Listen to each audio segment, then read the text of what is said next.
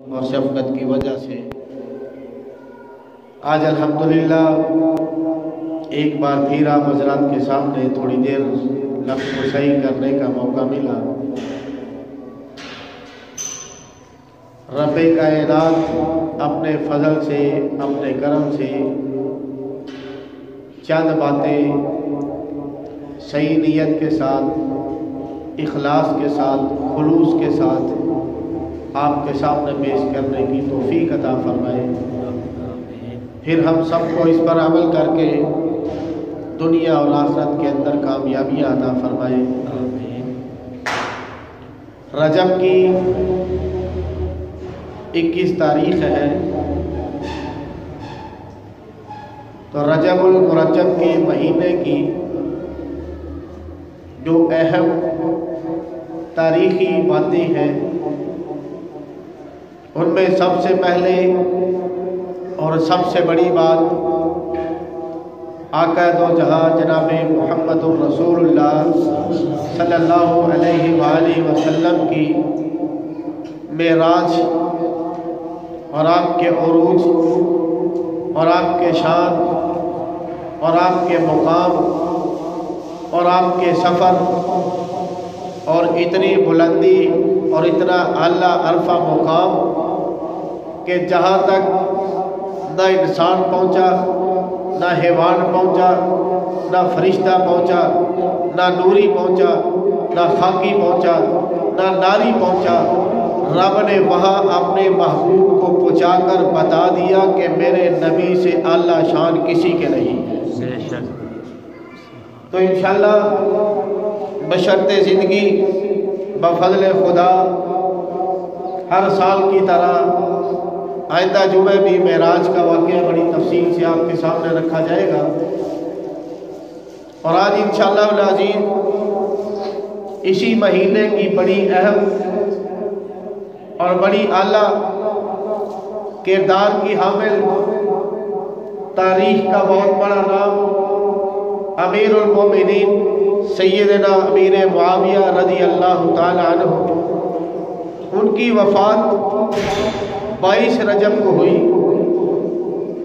تو انشاءاللہ چند باتیں حضرت معاویہ رضی اللہ تعالیٰ عنہ کے تعارف کے اندر، فضائل کے اندر اور ان کی شان کے اندر آپ کے سامنے رکھی جائے گی، اور ایک بہت بڑی بدعت، ایک بہت بڑا اسلام کے اندر نقصان اور مسلمانوں کو ثواب کے نام پہ ایک بہت بڑا دھوکہ جسے رجب کے کوڑے کہتے ہیں، انشاءاللہ تفصیل کے ساتھ اس موضوع کے اوپر بھی بات ہوگی۔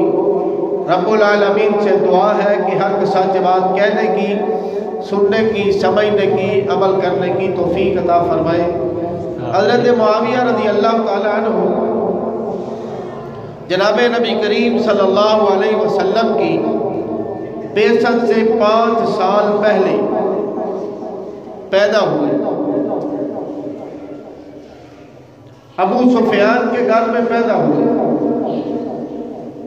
اللہ نے حسن بھی دیا، خوبصورتی بھی دی، حسین بھی تھے، جمیل بھی تھے، اور قد آور بھی تھے، بہت بڑا اونچا لمبا خوبصورت قد تھا، اور چہرے کے اوپر وقار تھا، اور ذہین فطین تھے، معاملہ سمجھنے والے تھے، موقع محل کی بات اور گفتگو کو سن کے سمجھ کے حل کرنے والے تھے۔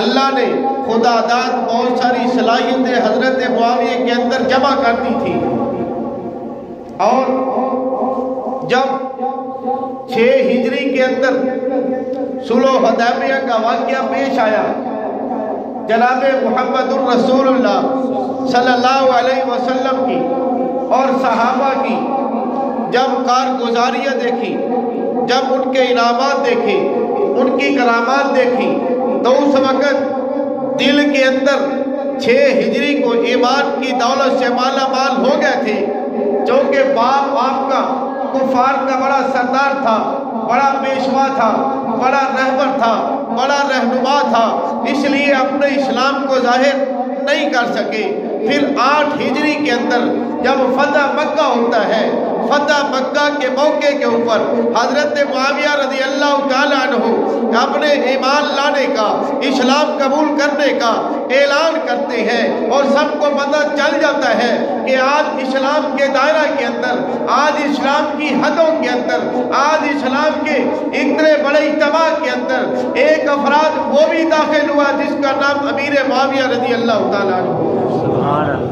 اور آپ نے جب اسلام کی دولت کو قبول کیا تو میں بڑی بات، بڑی تسلی سے، بڑے دعوے سے اور بڑے چیلنج کے ساتھ کہنے لگا ہوں، بہت بڑے شیخ الحدیث حضرت مولانا ادریس قادری رحمۃ اللہ علیہ، جنہوں نے سیرت مصطفیٰ، سیرت کے اوپر کتاب لکھی، دنیا کے اندر پہلے نمبر پہ سب سے پہلی حیثیت رکھنے والی وہ کتاب ہے جو دلائل کے ساتھ بھری ہے، تحقیق کے ساتھ بھری ہے، جس کے اندر کوئی بات بھی ایسی نہیں کہ جس کو ماننے کا انکار کیا جائے، بلکہ ہر بات کو دلائل کے ساتھ، تحقیق کے ساتھ، وضاحت کے ساتھ، بڑی تسلی کے ساتھ حضرت نے سیرت مصطفیٰ کے اندر شامل کیا ہے۔ کتاب سیرت مصطفیٰ جلد نمبر 3 ہے۔ حضرت قادری رحمۃ اللہ علیہ لکھتے ہیں کہ اسلام قبول کرنے سے پہلے،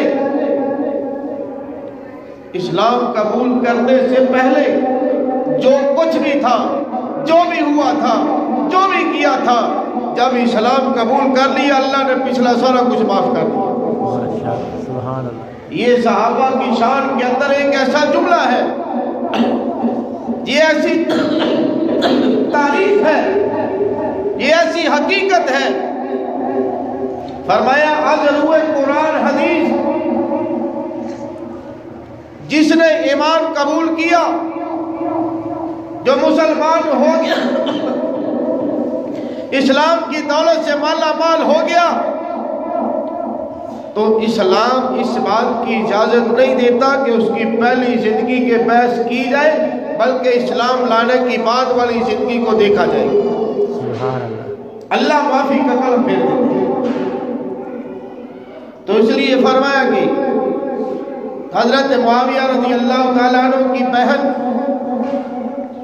حضرت ام حبیبہ، سب کہہ دو رضی اللہ تعالیٰ عنہ،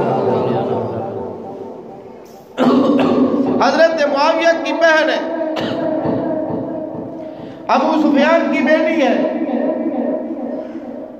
اور دونوں جہانوں کے سردار امام الانبیاء جناب محمد الرسول اللہ صلی اللہ علیہ وسلم کی گھر والی امہات المومنین کے اندر شامل ہے۔ حضرت معاویہ کی بہن، حضور کی بیوی، حضرت معاویہ حضور کے برادر نسبتی، تو پتہ چلا جو بیوی کا بھائی ہوتا ہے وہ بھی برادر نسبتی کے اعتبار سے رشتے کے اندر، قرابت کے اندر، محبت کے اندر، وفاداری کے اندر جڑا ہوتا ہے۔ حضرت قادری رحمۃ اللہ علیہ نے لکھا ہے کہ جیسے حضور کے خاندان کی، حضور کے اہل بیت کی محبت کرنا ہمارے ذمہ فرض ہے، ایسے حضور کے رشتہ داروں کی محبت کرنا، احترام کرنا، ادب کرنا، یہ بھی ہمارے اوپر فرض ہے۔ تو اس رشتے کے اعتبار سے حضرت معاویہ رضی اللہ تعالیٰ عنہ پوری امت کے، پوری انسانیت کے، پورے مسلمانوں کے ماموں لگتے ہیں۔ جیسے حضور کی بیویوں کا احترام کرنا ہمارے اوپر لازم ہے، فرض ہے، ایسے حضور کے رشتہ داروں کا ادب کرنا بھی ہمارے اوپر فرض ہے۔ تو حضرت امیر معاویہ رضی اللہ تعالیٰ عنہ ہم سب کے ماموں لگتے ہیں۔ جیسے حضور کی بیویاں ہماری مائیں ہیں، تو حضور کے جو برادر نسبتی ہیں وہ اس اعتبار سے ہمارے ماموں لگتے ہیں۔ اس لیے آپ کے جو القابات ہیں ان میں سے ایک لقب خال المسلمین، کہ آپ سارے مسلمانوں کے رشتے کے اندر ماموں لگتے ہیں۔ اللہ نے حضرت معاویہ کو بڑی صلاحیتیں دی، بڑی خوبیاں دی۔ جناب نبی کریم صلی اللہ علیہ وسلم کے جو خط آتے ان کو پڑھنے کی ڈیوٹی حضرت معاویہ کی تھی۔ آپ کے اوپر جب قرآن کی وحی نازل ہوتی تو قرآن کو لکھنے کی ڈیوٹی بھی حضرت معاویہ رضی اللہ تعالیٰ عنہ کی تھی۔ اب 2-3 باتیں مثال دے کے آپ کے سامنے رکھنا چاہتا ہوں۔ ہمارے بھی کاروبار ہے، بزنس ہے، کارخانے ہیں، لین دین ہے، حساب کتاب ہے۔ ہم اپنا منشی اس بندے کو رکھتے ہیں جس کے اوپر ہمیں بڑا اعتماد ہو۔ ہم اپنا حساب کتاب کاپی پینسل اس کے ہاتھ میں دیتے ہیں جس کے اوپر 100% تسلی ہو۔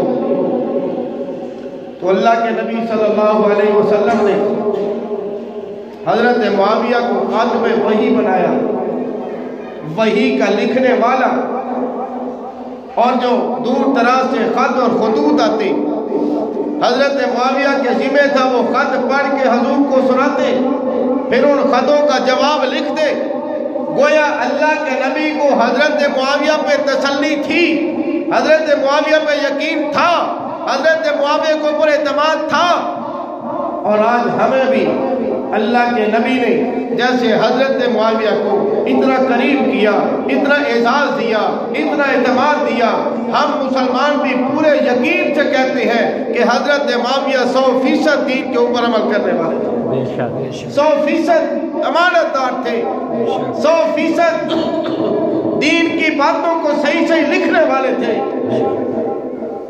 ان کی صحابیت کے اندر، ان کی شخصیت کے اندر، ان کی ذات کے اوپر کوئی بات کرنا، کوئی شک کرنا، کوئی اپنے ذہن کے اندر بات لانا، یہ انسان کو دائرہ اسلام سے خارج بھی کر سکتا ہے۔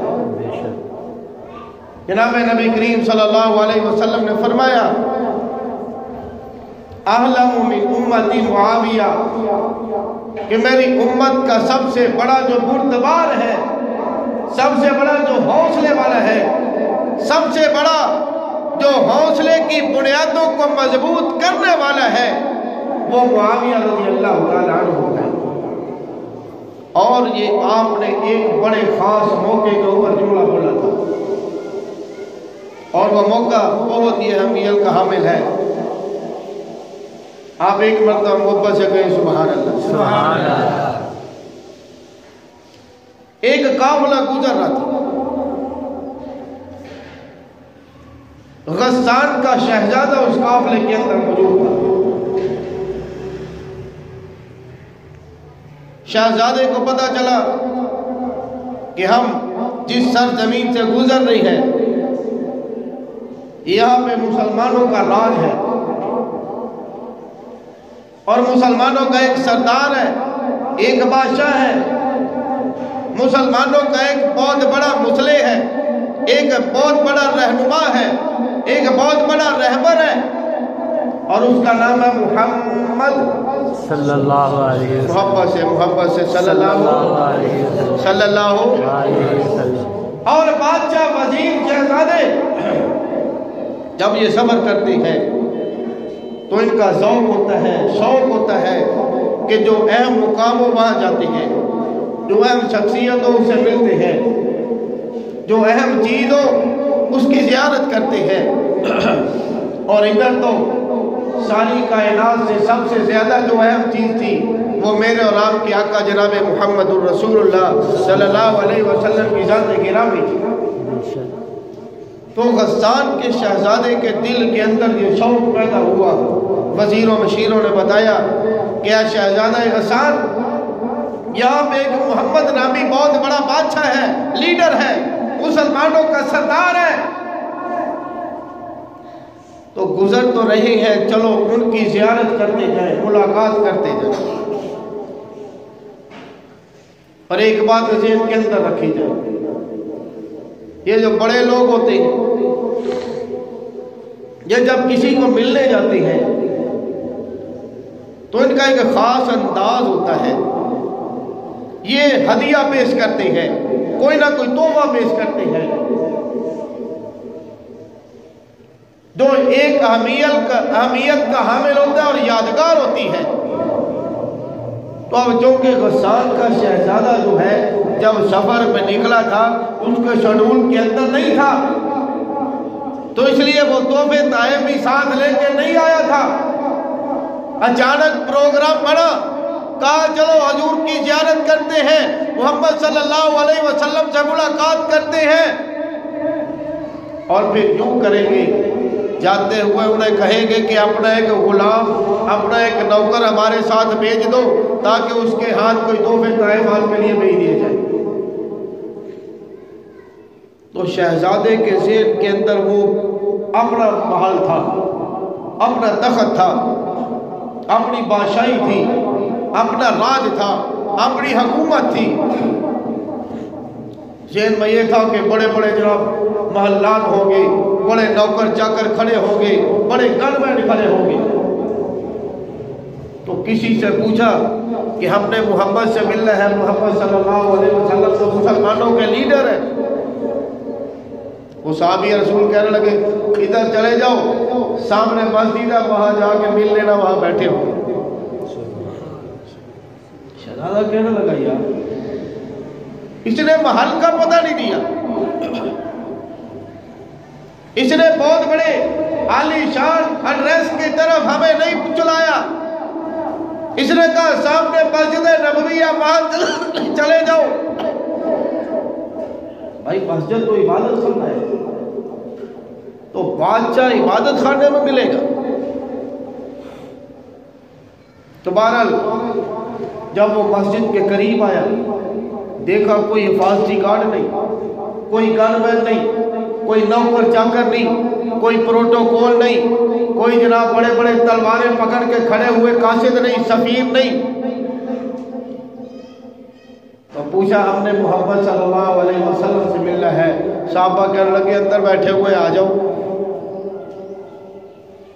وہ بڑا حیران ہوا، بڑا متعجب ہوا کہ یار یہ کیسا بادشاہ ہے، نہ اس کا محل ہے، نہ اس کا پروٹوکول ہے، نہ اس کے ساتھ جناب بڑی بڑی کوئی وزارتیں بشارتیں ہیں، نہ کوئی اس کے کلیدے بلیدے ہیں۔ یہ تو ایک عبادت خانے میں چھوٹی سی مسجد میں بیٹھا ہوا ہے۔ ذہن کے اندر سو خیالات آئے۔ بہرحال آپ آ چکے تھے، ملاقات کا ارادہ کر چکے تھے، مسجد کے اندر داخل ہوتے ہیں۔ جناب نبی کریم صلی اللہ علیہ وسلم نے کھڑے ہو کے استقبال کیا، ان کی سلام کا جواب دیا، انہوں نے اپنا تعارف پیش کیا، میں غسان کے سردار کا بیٹا ہوں، غسان کا شہزادہ ہوں، یہاں سے گزر رہا تھا، آپ سے ملاقات کا شرف کسی نے بتا دیا، ہم آپ کے پاس آئے ہیں، ہم آپ سے ملاقات کرنے آئے ہیں۔ حال احوال ہوئے، بیٹھتے ہیں، گفتگو ہوتی ہے، کچھ باتیں ہوتی ہیں، کچھ کلام ہوتا ہے، کچھ سوال جواب ہوتے ہیں۔ غسان کا شہزادہ جانے لگتا ہے، جاتے ہوئے کہنے لگتا ہے کہ اے بادشاہ سلامت، اے مسلمانوں کے لیڈر، اے مسلمانوں کے قائد، اپنا ایک نوکر بھی ہمارے ساتھ بھیج دو۔ حضور نے پوچھا نوکر کا کیا کرنا ہے؟ کہا آپ کی خدمت میں کوئی تحفہ نہیں پیش کر سکا تو آپ کا جو ملازم ہوگا، نوکر ہوگا، جو میرے ساتھ جائے گا، اس کو تحفے طائف دے کے بھیجوں گا، وہ آپ کی خدمت میں لا کے پیش کر دے گا۔ اور جناب نبی کریم صلی اللہ علیہ وسلم سید زادے تھے، قریشی تھے، ہاشمی تھے، اور آپ کی فطرت تھی جب آپ کو کوئی تحفہ دیتا تو آپ قبول کر لیتے، اور آپ نے فرمایا کہ تحفہ دیا کرو، تحفہ دینے سے محبت بڑھتی ہے، اور اگر کوئی تحفہ دے تو قبول بھی کر لیا کرو۔ تو اس اصول کے تحت آپ نے یوں مسجد کے اندر دیکھا، ایک کونے کے اندر ایک صحابی بیٹھے ہیں، سب کہہ دو سبحان اللہ۔ ادھر شہزادے، سلطنوں کے وارث، ادھر جناب محمد رسول اللہ صلی اللہ علیہ وسلم جو ساری کائنات کے وارث ہیں، جو انبیاء کے وارث ہیں، جو اولیاء کے وارث ہیں، جو صحابہ کے وارث ہیں، جو کل کائنات کے وارث ہیں، جن کی وجہ سے ساری کائنات کو وجود ملا ہے، یوں نظر دوڑائی ایک کونے میں ایک صحابی بیٹھے تھے، ان کا نام تھا حضرت معاویہ رضی اللہ تعالیٰ عنہ۔ غسان کے شہزادے نے جب کہا اپنا ایک نوکر ہمارے ساتھ بھیج دیا جائے، امام الانبیاء جناب محمد الرسول اللہ صلی اللہ علیہ وسلم نے مسجد کے کونے کے اندر نظر دوڑائی، وہاں دیکھا حضرت معاویہ بیٹھے ہیں، ایک کونے میں حضرت معاویہ ہیں، ادھر دروازہ ہے، دوسرے کونے کے اندر حضرت معاویہ کا جوتا پڑا ہوا ہے۔ اب میں آپ کو بتانا چاہتا ہوں، غسان کا شہزادہ اپنی جگہ، یہ محمد الرسول اللہ ساری کائنات کے شہزادے اپنی جگہ ہے۔ کہا معاویہ یہ غسان کا شہزادہ، اس کے ساتھ چلے جاؤ۔ حضرت نے جب حضرت معاویہ نے یہ بات سنی، یہ بھی گوارا نہیں کیا کہ ادھر سے جوتا اٹھا لوں، حضور کی تابعداری کے اندر، وفاداری کے اندر، حکم پورا کرنے کے اندر اتنی دیر بھی نہ کی۔ کہا اگر جوتا اٹھاؤں گا لیٹ ہو جاؤں گا، بغیر جوتا پہنے شہزادے کے ساتھ چل پڑے۔ سبحان اللہ۔ شہزادہ اور حیران ہو گیا، اس نے کہا ہم تو ایک آرڈر دیتے ہیں، ہمارے وزیر مشیر پہلے سوچتے ہیں، مشورے کرتے ہیں، یہ عجیب بادشاہ ہے، یہ عجیب لیڈر ہے، یہ عجیب سپہ سالار ہے، اس کے کمانڈوں نے تو جوتا بھی نہیں پہنا، بغیر جوتے کے میرے ساتھ چل پڑا ہے۔ تو ایک تصوری انداز کے اندر حضرت معاویہ سے پوچھا گیا، یہ ایک تخیل ہے کہ معاویہ اگر آپ جوتا پہن لیتے پھر کیا ہوتا؟ فرمایا اگر جوتا پہنتا اپنے نبی کی بات ماننے میں دیر ہو جاتی، ہم اپنے کام چھوڑ دیتے ہیں، نبی کے کاموں کو مقدم کر لیتے ہیں۔ اس لیے میں نے حکم کی تعمیل کے اندر اپنا جوتا نہیں پہنا، بغیر جوتے کے شہزادے کے ساتھ چل پڑا۔ عرب کی گرمی مشہور ہے، پتھریلے راستے، ریت والے راستے، اور ریت کے اوپر جب سورج کی شعاعیں پڑتی ہیں، یہ پتھر، یہ چٹانیں، یہ ریت بہت زیادہ تپش والی ہو جاتی ہے۔ اب حضرت معاویہ رضی اللہ تعالیٰ عنہ چلتے رہے۔ غسان کا شہزادہ گھوڑے پہ سوار ہے، حضرت معاویہ ساتھ ساتھ پیدل چل رہے ہیں۔ آپ نے کہا غسان کے شہزادے ایسا کر، میرے پاؤں کو زمین کے اوپر چلنے کی وجہ سے تکلیف ہو رہی ہے، مجھے اپنے ساتھ اپنے گھوڑے پہ سوار کر لے۔ غسان کا شہزادہ کہنے لگا، اور تو ایک کمی ہے، تو ایک نوکر ہے، تجھے میں اپنے ساتھ بڑا کیسے سوار کر سکتا ہوں؟ تجھے ویسے ہی میرے ساتھ ساتھ چلنا پڑے گا۔ حضرت معاویہ بڑے تحمل سے، بڑے صبر سے، بڑی ہمت سے، بڑی استقامت کے ساتھ شہزادے کے گھوڑے کے ساتھ ساتھ چلتے رہے، بھاگتے رہے، حتیٰ کہ ایک مقام پہ آپ نے کہا چلو مجھے گھوڑے پہ نہیں سوار کرنا، نہ کر، مجھے ایسا کر اپنا جوتا ہی دے دے تھوڑی دیر کے لیے، تاکہ تیرا جوتا پہنوں، میرے پاؤں کو تھوڑا سکون ملے۔ اس نے کہا تو کہا اور ہم کہاں، تو اس قابل ہے کہ تو ہمارا جوتا پہنے؟ حضرت معاویہ نے خاموشی اختیار کی، چلتے رہے۔ غسان کے شہزادے کا محل آ گیا، اس نے کچھ تحفے تحائف دیے، حضرت معاویہ رضی اللہ تعالیٰ عنہ کو جمع کر کے دیے، کہا یہ تحفے لے جاؤ، میری طرف سے محمد صلی اللہ علیہ وسلم کو پیش کرنا۔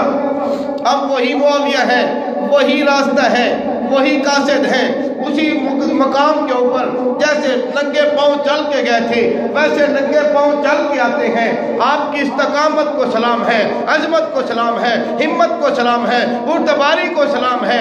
آپ جب تحفے تحائف لے کے مسجد نبوی کے اندر داخل ہوتے ہیں، آپ نے حضور صلی اللہ علیہ وسلم کے سامنے وہ تحفے تحائف رکھے اور آپ نے آنکھوں کے اندر سے آنسو ٹپک رہے تھے، رو رہے تھے۔ حضور نے پوچھا معاویہ کیا بات ہے؟ حضرت معاویہ نے اپنے پاؤں آگے کیے، رسول اللہ صلی اللہ علیہ وسلم نے دیکھا کہ پاؤں کے نیچے چھالے بڑے ہوئے تھے۔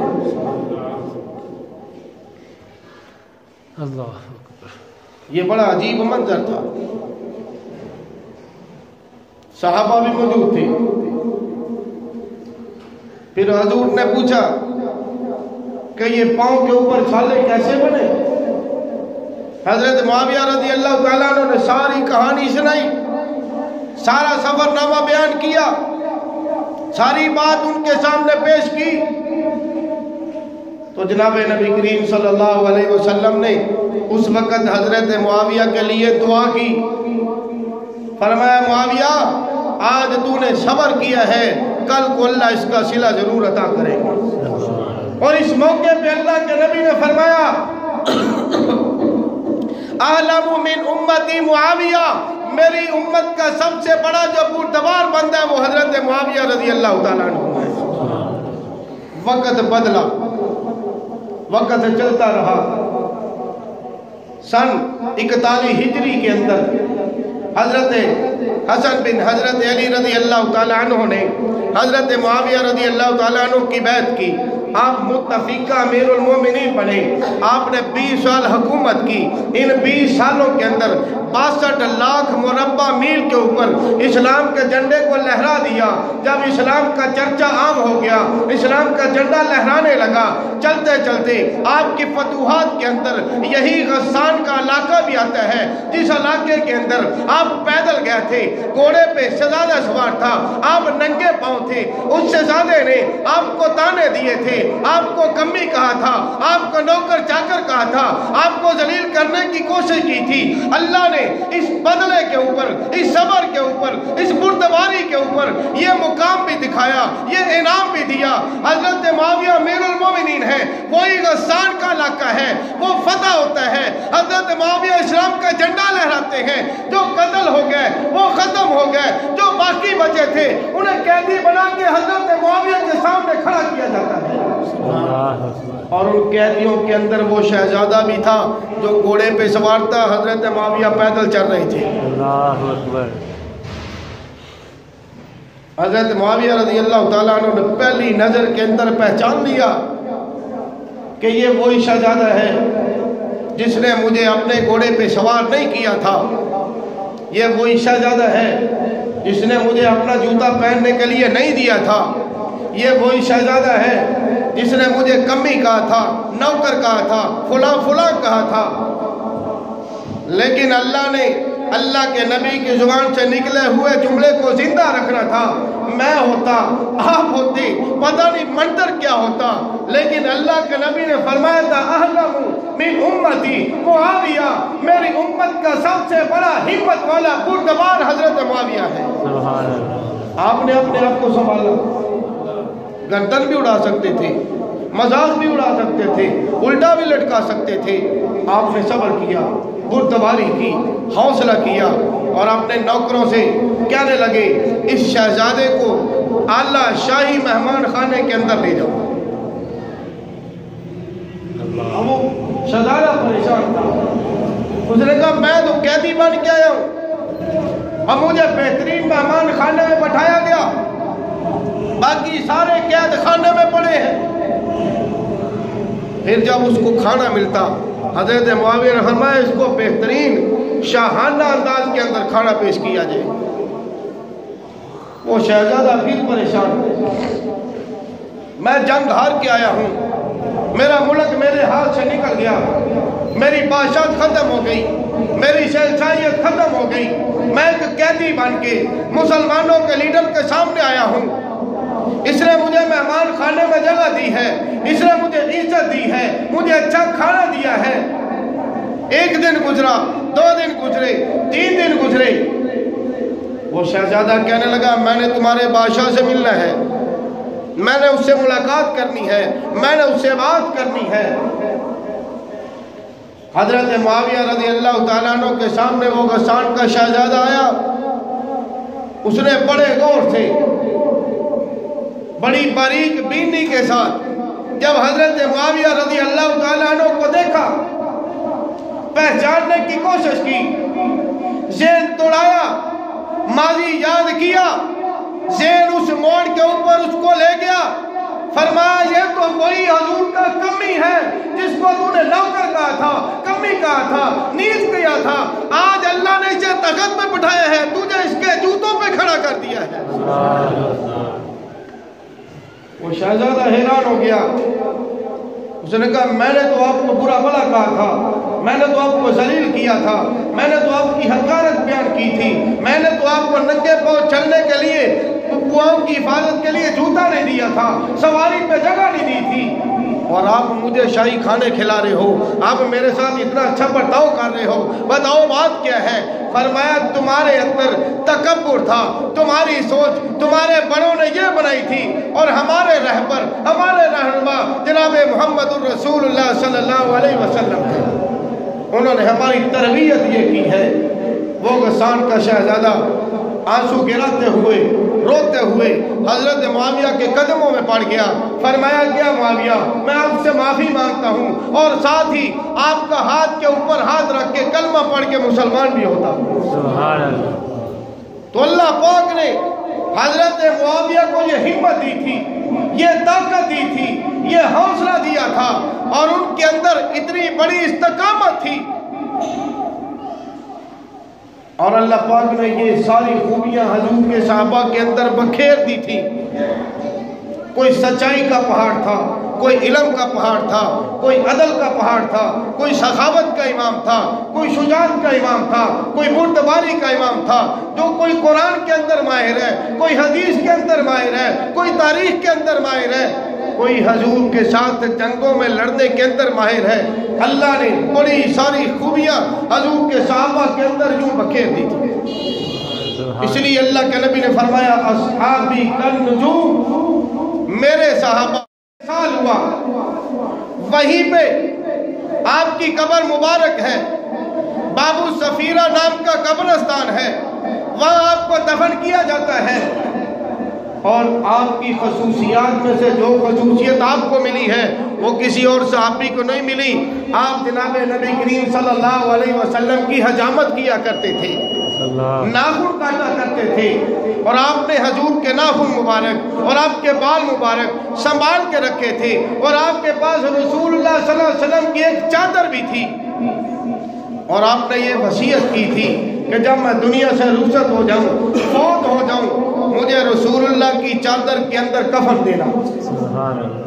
یہ حضور کے بال اور حضور کے ناخن، یہ میری چادر کے اندر، میرے کفن کے اندر ان کو رکھ کے مجھے قبر کے اندر رکھ کے اللہ کی سپرد کر دینا۔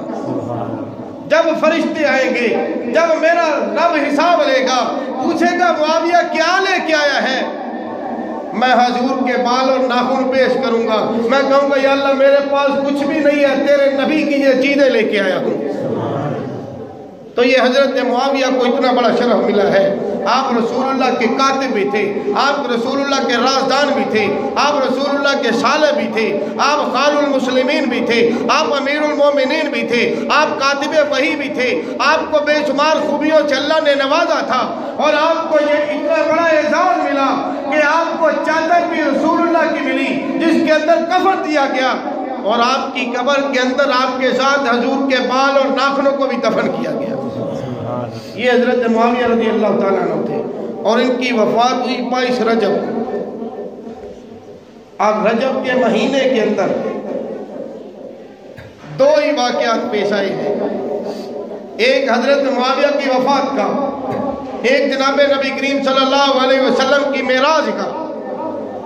اس کے علاوہ اور کوئی ایسی اہمیت تاریخ کے ساتھ جو وقار رکھتی ہو، حامل ہو، بڑی بڑی بات ہو، وہ اس مہینے کے اندر نظر نہیں آتی۔ اور یاد رکھنا،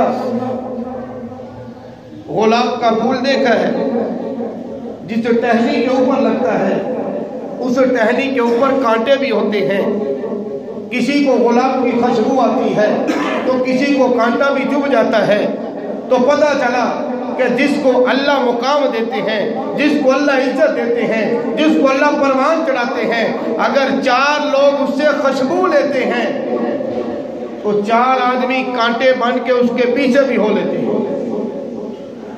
اللہ نے صحابہ کو فرمایا رضی اللہ عنہم ورضوا عنہ، اے میرے محبوب میں تیرے سارے صحابہ سے راضی ہوں، اور ان کو کہہ دے مجھ سے راضی ہو جائے۔ اب بھائی صحابہ حضور کی جماعت، صحابہ اولئک حزب اللہ، اللہ کا لشکر، صحابہ مفلحون، صحابہ فائزون، صحابہ متقون، صحابہ کے اندر بے شمار خوبیاں۔ اور کچھ لوگ ہندوستان کے اندر رامپور کا علاقہ تھا، ایک بہت بڑی ایک کہانی چلتی ہے، میں اس کی تھوڑی سی پس منظر اور بات کر کے وضاحت کرنا چاہتا ہوں کہ رامپور کے اندر ایک آدمی تھا ہندوستان کے اندر، اس نے ایک کہانی گڑھی۔ کہانی یہ گڑھی کہ اس نے کہا ایک بادشاہ تھا، اس کا ایک وزیر تھا، وزیر جو ہے بادشاہ کا بڑا خاص آدمی تھا، اور اسی طریقے سے بادشاہ کے دو وزیر تھے، ایک اس کا قریبی تھا، ایک کو بادشاہ اپنے سے تھوڑا دور رکھتا تھا۔ تو ایک دن بادشاہ کی جو وزیر تھا اس کی بیوی نے دیکھا کہ اس کے محل کے سامنے ایک محل بن گیا ہے، تو بادشاہ وزیر کی بیوی نے پوچھا کہ یہ محل کس کا ہے؟ تو وہ کہنے لگا وہ جو تیرے گھر میں آتی نہیں تھی کام والی، وہ بانڈے دھونے کے لیے، صفائی کرنے کے لیے، یہ اس کا محل ہے۔ اس نے کہا اچھا۔ وہ اتنی غریب تھی، وہ اتنی کمزور تھی، وہ تو لوگوں کے برتن دھو کے اپنا گزارا کرتی تھی، اس کے پاس اتنا مال اور پیسہ کہاں سے آ گیا؟ اس نے کہا کہ چلو اسی سے جا کے مل لینا، اس سے بات کر لینا۔ اب وہ کام والی جو ہے وزیر کی گھر والی کو ملتی ہے۔ اب وزیر کی بیوی نے اس سے سوال کیا کہ تیرے پاس اتنا مال کہاں سے آیا، اتنا پیسہ کہاں سے آیا، اتنا بڑا محل تو نے کیسے تیار کیا؟ تو اس نے کہا بات یہ ہے کہ یہاں پہ کچھ لوگ گزر رہے تھے اور وہ باتیں کر رہے تھے، تو میں ان کی باتیں سن رہی تھی۔ انہوں نے کہا کیا باتیں کر رہے تھے؟ اس نے کہا بات یہ ہے کہ یہ رجب کا مہینہ ہے، امام جعفر صادق یہ حضور کے خاندان کے ہیں، ہم ان کی عزت کرتے ہیں، حضور کے معزز گھرانے کے ہیں، سید زادے ہیں، بادشاہوں کی خاندان کے لڑی کے ہیں، ان کا مقام اپنی جگہ ہے، لیکن یہ بات سمجھانے کے لیے اس لیے کر رہا ہوں۔ وہ عورت کہنے لگی کہ چند لوگ کھڑے تھے، وہ کہہ رہے تھے کہ امام جعفر صادق رحمت اللہ علیہ نے یہ کہا ہے کہ جو بندہ رجب کے کنڈے منائے گا، ختم دلائے گا، اس کو اللہ پاک معاف کر دیں گے، اور قیامت کے دن میں اس کی شفاعت کروں گا، اور اللہ پاک اس کے مال کے اندر بڑی برکت ڈالیں گے۔ تو وہ باتیں کر رہے تھے تو میں نے بھی یہ بات سن لی۔ اس نے کہا اچھا، تو پھر اس نے کہا میں نے کنڈیوں کا ختم دعایا، تو پھر جناب میرے پاس پتہ نہیں کہاں سے پیسے آ گیا، مال آ گیا، فلاں آ گیا، یہ آ گیا، وہ آ گیا، اور میں نے اتنا بڑا محل بنا لیا۔ تو اس نے کہا اچھا پھر؟ اس نے کہا اگر تو نے بھی بچنا ہے تو کنڈے کر، نہیں تو تو نہیں بچے۔ اب بادشاہ کے دو وزیر تھے۔ کتنے وزیر تھے؟ دو۔ ایک وزیر جس کے محل کے سامنے اس عورت نے محل بنایا، اور دوسرا وزیر اس سے جلتا تھا۔ تو اس کو پتا چلا، اس نے کہا اچھا یہ بات ہے۔ تو بادشاہ کی جو بیوی تھی اس نے کہا نہیں یہ ویسے باتیں بنی ہیں، کوئی ایسی بات نہیں ہے، ہم نہیں ان باتوں کو مانتے۔ تو دوسرے وزیر کو موقع مل گیا، اس نے جواب ایک دوانہ لیا تربوز، اس کو ایک کپڑے کے اندر بند کیا، اس کو پیک کر کے بادشاہ کے سامنے پیش کیا کہ بادشاہ سلامت فلانے وزیر نے تیرے بیٹے کا خون کر دیا، یہ اس کا سار ہے۔ اور بادشاہ کا بیٹا گیا ہوتا شکار کرنے کسی اور علاقے میں۔ تو بادشاہ نے وزیر اور اس کی بیوی کو پکڑا قید خانے میں ڈال دیا۔ اب وہ میاں بیوی سوچ رہے ہیں ہم نے قتل بھی نہیں کیا پھر بھی پکڑے گئے۔ اس نے کہا سوچو ذرا ہم سے کون سی غلطی ہوئی؟ وہ سوچتے رہے، کہتے ہم نے نمازیں نہیں پڑھی۔ اس نے کہا نمازیں اور بھی بڑے لوگ نہیں پڑھتے، یہ بھی کوئی گناہ ہے؟ ہم نے زکات نہیں دی، ان کا زکات بہت سارے لوگ نہیں دیتے، یہ بھی کوئی گناہ ہے؟ بہرحال کرتے کرتے کرتے بیوی نے کہا ہاں وہ سامنے والی جو عورت ہے نا اس نے مجھے کہا تھا کنڈوں کے ختم کرو، تو وہ ہم نے کی، اسی وجہ سے ہم پکڑے گئے۔ اتنے میں بادشاہ کا بیٹا شکار سے واپس آ گیا۔ اب بادشاہ بڑا حیران ہوا، اس نے کہا میرے سامنے میرے بیٹے کا سر پڑا ہوا ہے، مجھے پتا چلا بیٹا قتل ہو گیا ہے، اور بیٹا تو صحیح سلامت واپس آ رہا ہے، شکار پکڑے ہوئے ہیں۔ تو اس نے پوچھا بیٹا یہ تو تیرا سر میرے سامنے پڑا ہے، تو قتل ہو گیا ہے؟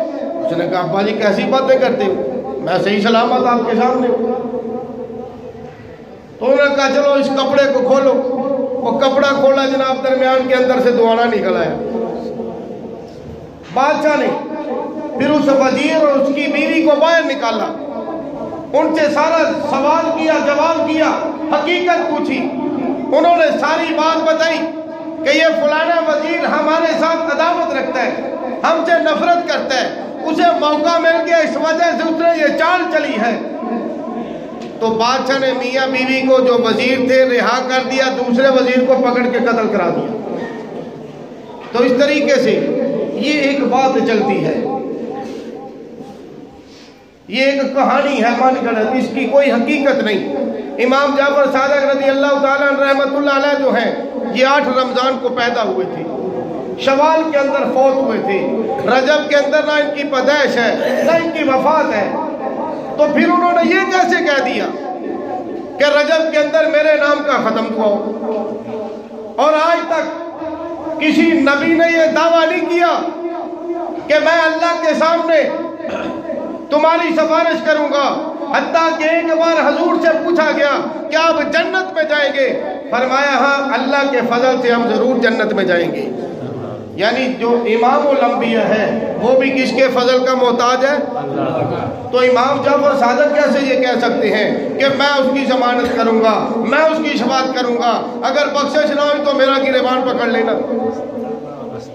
تو بھائی یہ ایک من گھڑت قسم کی کہانی ہے، اس کا دین کے ساتھ شریعت کے ساتھ کوئی تعلق نہیں۔ ہم نے کوئی سامان خریدنا ہو، بچی کا جہیز بنانا ہو، کوئی چیز لینی ہو، ہم 8-10 دکانوں پہ پھرتے ہیں، تسلی کرتے ہیں، اچھی چیز خریدتے ہیں۔ تو یار جناب دنیاوی معاملے میں ہم اتنی جانچ پڑتال کرتے ہیں تو دین کے اندر بھی جانچ پڑتال کریں۔ اور ایک کارگزاری اور ہے، وقت زیادہ ہو گیا، پچھلی مسجد میں 7 سال ہم نے گزارے ہیں، تو وہاں مسجد کے قریب ہر سال میں یہ کارگزاری سنتا ہوں تاکہ اپنے ساتھیوں کی جین شادی ہو۔ تو اصل مقصد کیا ہے؟ رجب کے کنڈوں کا اصل مقصد حضرت معاویہ کی وفات کی خوشی ہے، جو شیعوں نے شروع کیا تھا، جو رامپور کے ایک بندے نے شروع کیا تھا، جس کو صحابہ سے نفرت تھی، بغض تھا، حضرت معاویہ کا دشمن تھا۔ تو حضرت معاویہ کی وفات کے اوپر انہوں نے چھپ کے منہ میٹھا کیا تھا، اور آج ہمارے مسلمانوں نے اس کو عبادت بنایا ہوا ہے۔ تو ایک مائی آ گئی میرے پاس مسجد میں، اس نے کہا قاری صاحب سویرے سویرے ختم تو آنا ہے، تجھا لازمی ہونا ہے۔ عصر کے ٹائم آئی، میں نے کہا آ جائیں گے، مغرب ٹائم پھر آ گئی، عشاء ٹائم پھر آ گئی، میں نے کہا اماں جی آ جائیں گے، آپ کو بولا انشاءاللہ آ جائیں گے صبح، ایک کلیانی ہونا، 4 کو حافظ بھی نہ لے ہونے، میں 4 حافظ بھی آ جائیں گے۔ تو اب 4 طالب علم لے کے میں چلا گیا، اس گھر کے اندر میں گیا، میں نے دیکھا مردوں نے عورتوں نے سب نے نئے کپڑے پہنے ہیں، بڑے اچھے اچھے، مایا شایا لگی ہوئی ہے، پرفیومیں لگا رہے ہیں، جیسے عید ہوتی ویسے تیار ہو رہے۔ مجھے ایک کمرے میں بٹھا دیا، کہا جی پڑھو جی یاسین پڑھو۔ ہم نے کوئی پڑھائی کی، یاسین پڑھی، کچھ دعا میں آتا تھا پڑھا ہم نے، ہمارے سامنے حلوہ پوڑی چنے نان بہت کچھ لا کے رکھ دیا۔ 15 سال مدرسے پڑھے ہیں، بڑیاں کتاباں پڑھیاں ہیں، بڑیاں تفسیراں پڑھیاں ہیں، مینوں تو کتنا نہیں لبے، تجھے کتوں لب لے؟ اور اس نے کہا جی پتہ نہیں پینڈو نے سا تے اتنے بھی دعائی دا سی، ہن شہر آ گئے اتنے بھی دعانے ہیں۔ میں نے کہا یہ کوئی دلیل نہیں، مجھے پہلے بتاؤ کہ یہ کنڈے کیا ہیں، ان کا دین کے ساتھ کیا تعلق ہے؟ میں نے کہا مائی کو بھی بلاؤ، بابے کو بھی بلاؤ، سارے جتنے گھر میں سب کو بلاؤ، سب کو میں نے بٹھا لیا۔ میں نے کہا یار ختم پڑھوں گا ضرور، لیکن مجھے پہلے بتاؤ یہ کنڈے کیا ہیں؟ اب سارے خاموش۔ کوئی جواب ہی نہیں تھا ان کے پاس. پھر میں نے کہا میں تھوڑا سا بتاؤں. کہتے چلو تسی دس دیو. تو میں نے ان کو مختصر کارگزاری سنائی. حضرت معاویہ رضی اللہ تعالیٰ عنہ کے فضائل سنائی اور حضرت معاویہ کے جو صحابہ کے دشمن ہیں ان کی شرارت بتائی. تو میں نے کہا دیکھو آپ تو اس کام کو ثواب سمجھ کے کر رہے ہو لیکن یہ الٹا ہمارے لیے گناہ بن رہا ہے. یہ تو صحابہ کے فوت ہونے کی خوشی میں یہ کام شروع ہوا تھا. تو میں نے کہا آپ کیا کریں, یہ حلوہ پوڑی تو اب ضائع ہو گیا. کہتے ہوں تسی دسو کی کریے قاری صاحب. میں کہتے کرو جو پڑھے نا سارا حضرت معاویہ نو سالے ثواب کر دیو تے تسی بھی کھاؤ تے میں بھی کھانا. تو میں نے کہا آپ ہر سال جیسے یہ کام کرتے آ رہے ہو آپ نے کرنا ہے, میری طرف سے اجازت ہے, روکو نہیں, لیکن نیت یہ کر لو کہ یہ اصالہ ثواب ہم نے حضرت معاویہ کو کرنا ہے. بھائی اصالہ ثواب کا کوئی بھی منکر نہیں. قرآن بھی اجازت دیتا ہے, حضور بھی اجازت دیتے ہیں, صحابہ نے بھی کیا ہے, ہم بھی کرتے ہیں, قیامت تک آنے والے لوگ بھی کریں گے. اصالہ ثواب کا مطلب یہ ہے ہم نماز پڑھ کے نفل پڑھ کے دعا کریں اللہ مردے کی بخشش کر دے گا. ہمارے پاس ہمت ہے چاول بانٹ دیں, ٹافیاں بانٹ دیں, کوئی شرینی بانٹ دیں. کس کے لیے بانٹنی ہے؟ اللہ کے لیے. کس کے نام پہ خیرات کرنی ہے؟ اللہ کے نام پہ. اور جس جس کی نیت کریں گے اللہ اس کو ثواب پہنچا دیں گے. تو بھائی یہ مسئلے سمجھنے چاہیے, یہ ہماری زندگی کا حصہ ہے. تو اللہ پاک سے دعا ہے اللہ پاک ہمیں حقیقت کو سمجھنے کی اور اس کے اوپر عمل کرنے کی توفیق عطا فرمائے. اور اللہ پاک سے دعا ہے اللہ حضرت معاویہ رضی اللہ تعالیٰ عنہ کے درجات اور بلند فرمائے اور ہمارے دلوں میں صحابہ کی پکی اور سچی اللہ محبت پیدا فرمائے اور ان کے نقشے قدم پہ چل کے اللہ دنیا آخرت کی سعادت نصیب فرمائے. وآخر دعوانا الحمدللہ رب العالمین. سنتے ہیں